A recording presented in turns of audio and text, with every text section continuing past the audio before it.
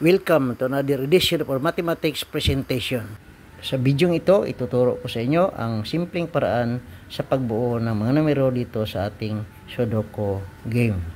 So, simulan natin dito sa pagbigay ng mga guide paano buuhin ang mga numero na nakapaloob dito sa ating Sudoku game. So, titingnan natin, mayroon tayong siyam na big boxes. Sa bawat box ay binubuo ng siyam na numero, kumpleto, mula sa 1 hanggang 9. So, ibig sabihin, sa bawat boxes dapat kumpleto yung numero na 1 to 9. So, mayroon tayong 9 na big boxes. May tatlo dito sa taas, yung ating big boxes na binubuo ng ang 9 na small boxes. Dito na tinatawag nating nasa horizontal row, first row, second row, horizontal, third row. So, mayroon din tayong tatawaging vertical row, first line, first boxes, first 3, second 3 boxes, and third 3 boxes. So, sa pagbuo ng mga numero na nakapaloob doon, titiyakin natin na walang mauulit na numero. Pahalang o horizontal, dapat kumpletong numero, walang mauulit na numero. Dito rin sa pababa, yung ating pababa na mga linya, dapat kumpletong numero, walang mauulit na numero. So, ito yung lagi nating tatandaan sa pagbuo natin ng mga numero dito sa ating mga small boxes. At saka sa bawat big boxes, dapat kumpletong numero ang nandoon. Walang maulit na numero. So, simulan na natin. So, first, na ituturo ko na step na gagawin. So, i-classify natin yung ating linya dito sa ating mga boxes. Mayroon talaga dito sa taas na tinatawag nating pang-itas na bahagi. So, tinatawag natin na top sa English. So, dito sa gitna o yung ating middle. Ito sa pang-ibaba na bahagi, yung ating bottom. So, tatlong bahagi yung binubuo dito. Top, middle, at saka bottom. So, yun ating titingnan na guide. Unang hakbang na ating susundin. Then, simulan na natin. Siyempre, magsimula tayo sa unang numero. Number 1. Tingnan natin sa first box, may 1. Sa second box, wala. Sa third box, mayroong 1. So, tingnan natin ang linya. May isa dito sa top. May 1 dito sa bottom. So, anong kulang? Wala tayong middle. So, sa second box man tayo walang 1. So, dito tayo maglagay ng 1 sa second box. So, papapansin natin, isa lang yung bakante. Middle man ang kulang, may top, may bottom. So, middle ang kulang. So, dito tayo magsulat ng 1. Wala tayong ibang box na malalagyan kasi isa lang bakante. So, sigurado na diyan tayo magsulat ng 1. Sunod na number 2. Siyempre, hanapin natin yung 2. May 2 sa first box, 2 sa second box, may 2 sa third box. So, kumpleto. So, punta tayo sa next number. 3. Walang 3 dito sa first big box. Dito sa second big box, mayroong 3 sa top. Sa third big box, may 3 rin sa bottom. So, may top, may bottom. So, anong kulang? Siyempre, dito tayo sa middle, sa gitna. So, titingnan natin. Dito, may dalawa tayong bakante. So, isusulat mo natin yung 3. Dalawa man. Dito tayo, mamili tayo. Alin ba dapat? Saan ba dapat isulat ang 3 na hindi tayo madudublihan? So, tingnan natin dito, vertical, may 3. So, ibig sabihin, hindi natin pwedeng isulat ang 3 dyan, magdubli na. So, wala tayong ibang choice dito. Natin isulat yung ating 3 kasi bawal doon sa kabila kay may 3 na doon. So, i-erase natin itong dalawang 3 kasi na-final na natin yung ating 3 dito sa kabilang box. So, kompleto na ang 3. Ano bang sunod? Siyempre, number 4. 4, may 4 dito sa first big box. second big box walang 4. So third big box mayroon. So may top, may middle. So ang kulang bottom. So tingnan natin. Dito wala tayong 4 sa second big box. So siyempre ilagay natin yung 4 dito. Temporary muna. Then i-check natin. Walang 4. Dito, walang 4. Dito, uy, may 4 dito sa baba. So, ibig sabihin, cancel na ito. Hindi na natin pwedeng ilagay dyan kay may 4 dito sa baba. So, dito natin isulat pag final ang 4. Kasi, sa kabila, may 4 na. Hindi pwedeng madoble.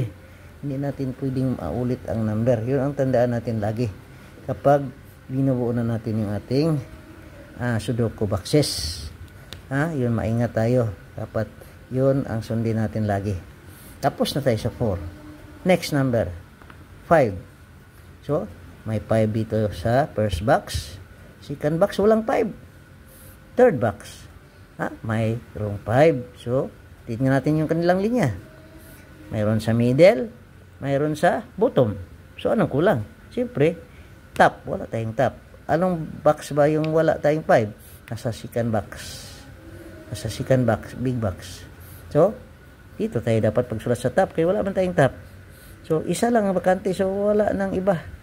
Isa lang ang bakante. So, siyempre dito na natin isulat yung 5. Diba? Madali lang. Paghanap. Yun yung hinuhulaan lang natin. Hindi pwede. So, kailangan may fix tayo. Okay. Next. Sunod ng 5. 6. Hanapin natin yung 6. First box, walang 6. Second box, walang 6. So, third box, wala rin. So, parehong wala. So, proceed tayo. Skip natin. Kasi wala man. Langan. Pilitin natin. Saan na tayo maghula lang tayo sa nailagay. Hindi pwede. So, dito na tayo sa next. 7. 7. May 7. May 7. Kumplito na. 8. 8, 8, 8. Kumplito naman. 9. 9. May 9 sa first big box. 9 sa second big box. Walang 9 dito. So, nasa top, nasa middle. So, ang kulang, bottom. Sa ibaba. So, isa man lang bakante. So, automatic. Dito na yan. Wala na tayong problema. Kumplito na yan. Kulang. Wala nang kulang. Kumpleto na. So, nakikita natin dito na kumpleto na. Tapos na tayo sa 9. So, kung titingnan natin dito sa ating mga box, sa first, second, third, isa na lang ang kulang. Ito isa, dito isa. So, ibig sabihin, pwede natin i-kumpleto sa pamamagitan ng pagbilang ng mga numero. Bilangin natin yun sa first box. 1, 2, 3, 4, 5. So, anong kulang? 6 na lang. So, isulat na lang natin yung 6 dito. Ba't pa tayo magtatagal? Kumpleto na sila. Dito tayo sa second big box. 1, 2, 3, 4, 5, 6 din ang kulang. So, dito pala ang 6. Para makumpleto na yung first, second, at saka third natin. Isa lang din ang kulang. 1, 2, 3, 4, 5, 6 din ang kulang. Check natin. So, kumpleto na yung first 3 boxes natin. Napakadali lang pala. Napakadali lang ang kumpleto ng numero pagka may guide tayo.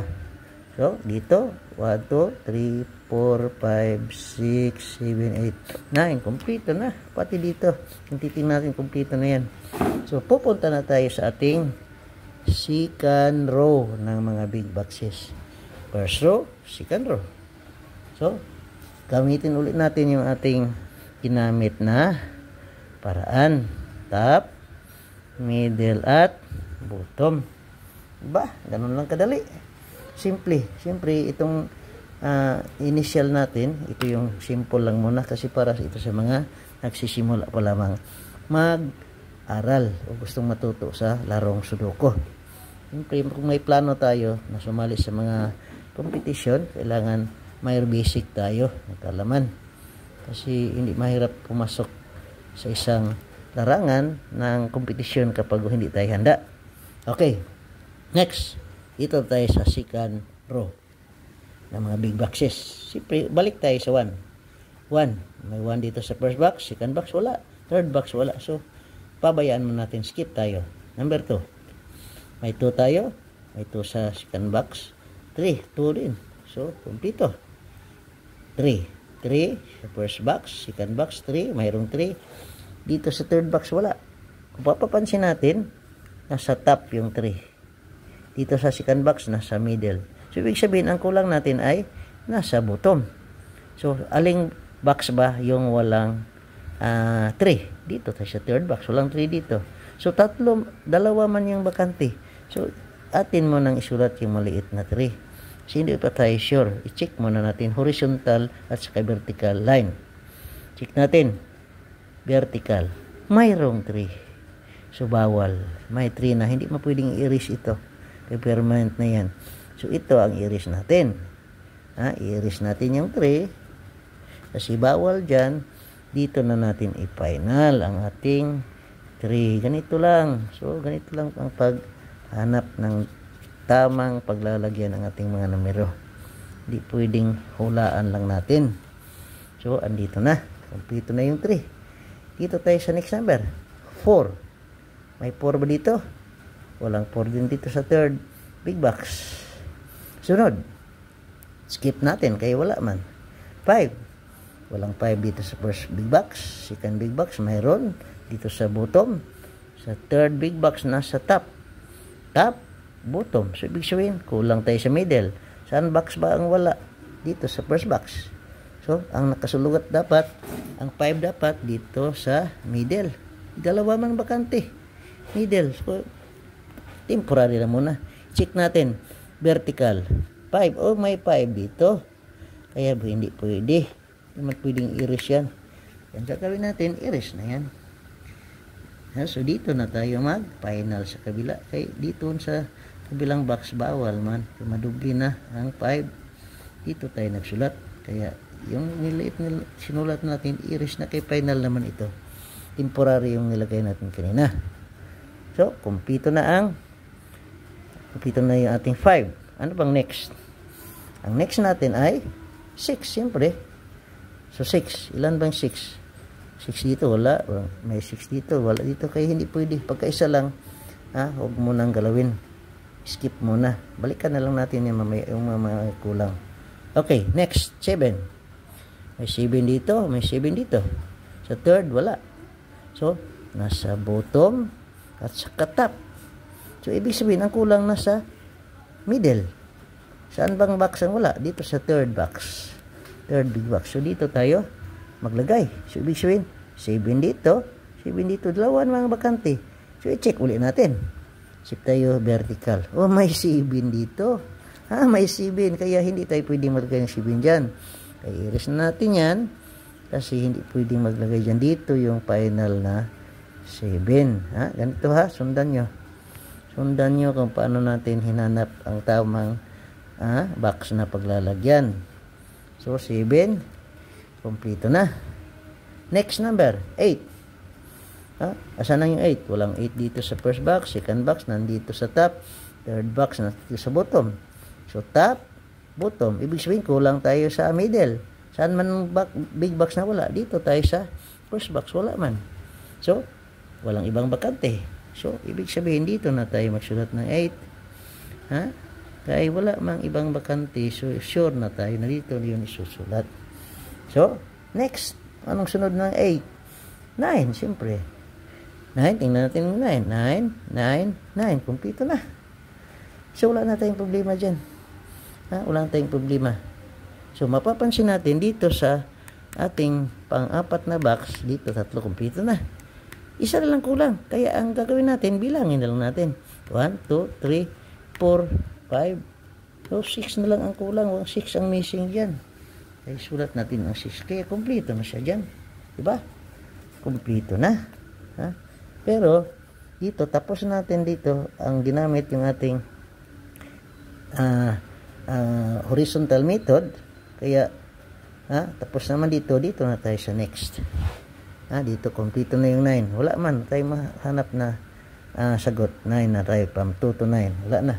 So, we will proceed dito natin sa third row ng ating big boxes. Balikan na lang natin yan mamaya. Dalawa pang bakante, tatlong bakante, so hindi pa kumpleto yan. Balikan natin yan mamaya. Dito tayo sa third row. Start ulit tayo sa 1. Walang 1. May 1 dito sa bottom. May 1 dito sa top. So, ganito din ang ating arrangement na dapat sundan. Top, middle, and bottom. So, ano mangyari? 1 dito sa top, ay 1 dito sa bottom. Ibig sabihin, nasa middle ang kulang. So, isa man ang bakante. So, dito na tayo, sure na tayo dito na inilagay. Hindi yung manghuhula tayo. Ang atin, mayroon tayong guide na sinusundan. Next, na number, simple 2. 2, may 2 sa first big box. Walang 2 sa second big box. May 2 sa third big box. So, anong gagawin? Nasa top, nasa bottom, saan kulang? Sa middle. So, simple, isa na, wala mang bakante. So, dito na rin natin isulat. Wala na tayong problema, kaya isa lang ang bakante. Yan na, diretso. Next, number 3. May 3 sa first box. Walang 3 sa second big box. May 3 sa third big box. So, tingnan natin ang posisyon. Middle, bottom. So, ibig sabihin, ang kulang nasa top. Ang problema, dalawa ang bakante. Ano bang hinanap natin? 3. So, lagyan natin yung 3. Then, check tayo vertical as horizontal line.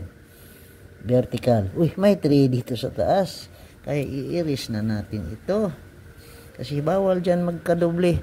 So, dito ibig sabihin, ang 3 natin, final na dito sa isang box. So, ganun ang paghanap. Nagamit lang natin yung ating guide.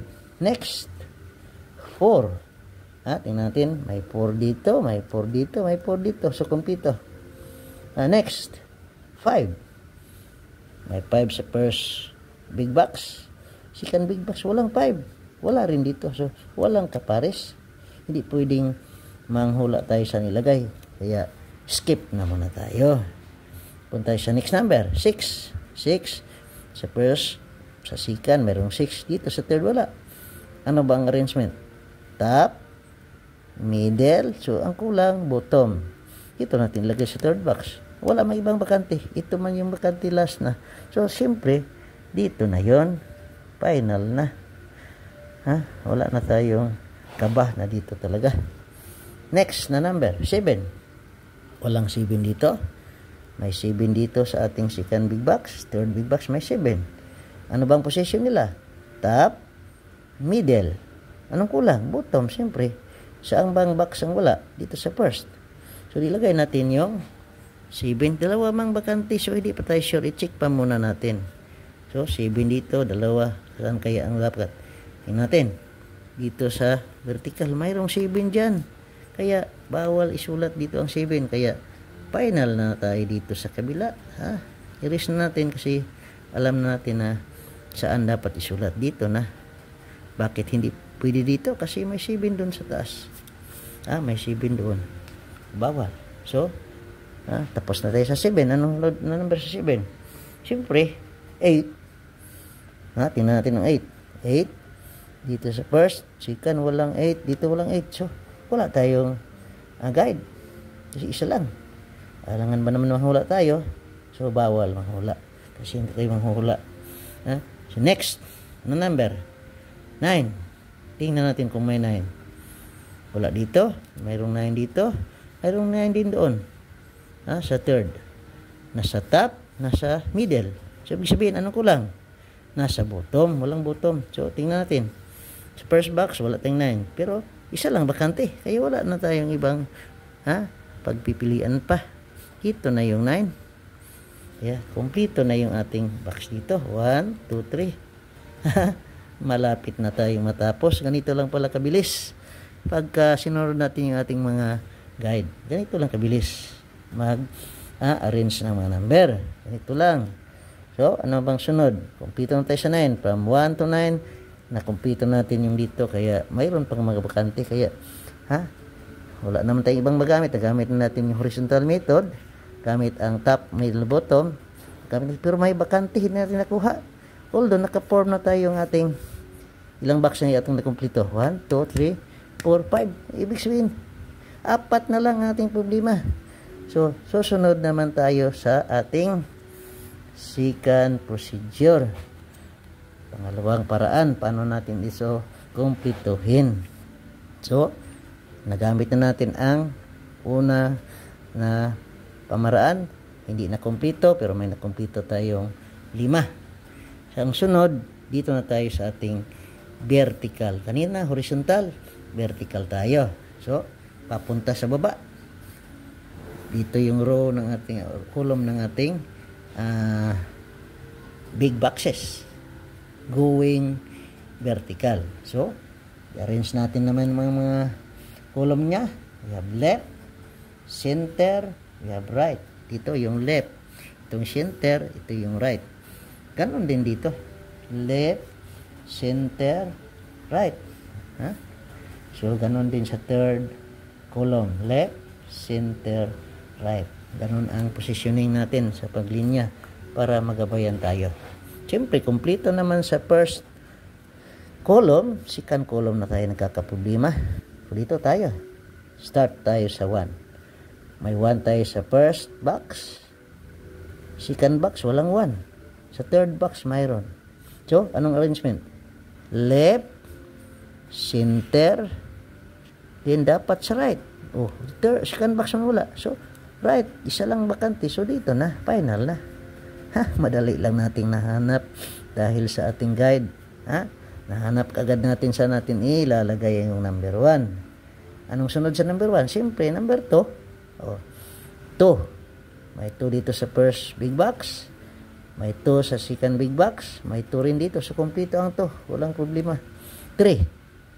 3 dito sa first big box. 3 sa second big box, nandun sa left, nandun sa center. Mayroon din dito, kumpleto. Kumpleto na pala. So, ang ibig sabihin, dito na tayo sa number 4. 4, ha? May 4 sa first big box, walang 4 dito. May 4 dito. Nandun sa left, nandun sa right. So, anong kulang? Siyempre, sa center. So, dito, sa center, isa lang ang bakante. Kaya 4 na dito. Madali lang. Napakadali lang pagka magsunod tayo sa ating guide. So, next number, 5. May 5 dito sa first big box. May 5 dito. Ha? Walang 5 dito. So, anong ating susunod na arrangement? Mayroon sa right, mayroon sa center. Ibig sabihin, ang 5 doon na sa left. Ha? So, 5 dito isulat natin. Malit lang muna kay guide pa man. Hindi man tayo sigurado kay dalawa ang bakante. So, tingnan natin. May 5 ba dito? Wala. May 5 ba dito? Mayroon ditong 5. Okay, bawal isulat dyan pagka mayroong 5 na sa linyang yan. Kaya final na, dito tayo magsulat ng 5. Ganun ka, ha? Dali pagka sinunod natin yung ating guide. Ha? Ganun ang dapat sundin. Pabalik-balikan nyo yung video pagka nakalimutan nyo. Okay, next. 6. May 6 sa first. May 6 sa second. May 6 na kumpleto na palang 6, 7. 7 kumpleto na rin. 8 kumpleto na. Ha? Ang 8 kumpleto ba? Wala. 8. 8. Ha? So, right, center. So, right, left na lang kulang. So, ayan na. Malapit na tayo. Kompleto na ang ating ilang boxes na kompleto? 7 na. 2 na lang. Okay, dito na tayo sa third row o column. So, dito na tayo. I-apply na natin yung ating second procedure. Pangalawang paraan. 1. Walang 1 dito sa second big box. May 1 dito. Nasa left, nasa right. Ibig sabihin dito tayo sa center na ang kulang. So, 1 dapat dyan. 1 dito, 1 dito. So, check natin. May 1 dito, kaya hindi na pwede. Hindi pwede ang 1 dyan. May 1 na rin dito, kaya hindi rin pwede dyan. Kaya dito na tayo mag-final. Kaya ganun ang mag-check. Tingnan natin horizontal, vertical line kung wala ba siyang kaparehong number. Para hindi tayo magkamali. Yun ang pinaka-importante.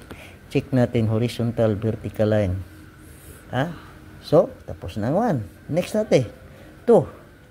Kumplito ang 2. Next, check natin. 3. May 3 dito, may 3 dito, may 3. Kumplito na rin ang 3. Kunti na lang kulang. 4.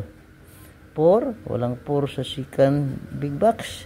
May 4 dito sa third. Kaya, nasa right, nasa left. Ang kulang, center. Center man. So, dapat dito ang 4. Dalawa man kung ang box. So, kailangan mamili. Tingnan natin. Uy, may 4 dito. Kaya, cancel na yan. Hindi na pwede yan. Hindi pwedeng magkadubli. Kaya dito na yung 4. May 4 naman dito. So, dito na natin sulat ang 4. Isa na lang kulang. Tingnan mo, isa lang kulang. Huwag na natin hanapin pa. Bilangin na lang natin.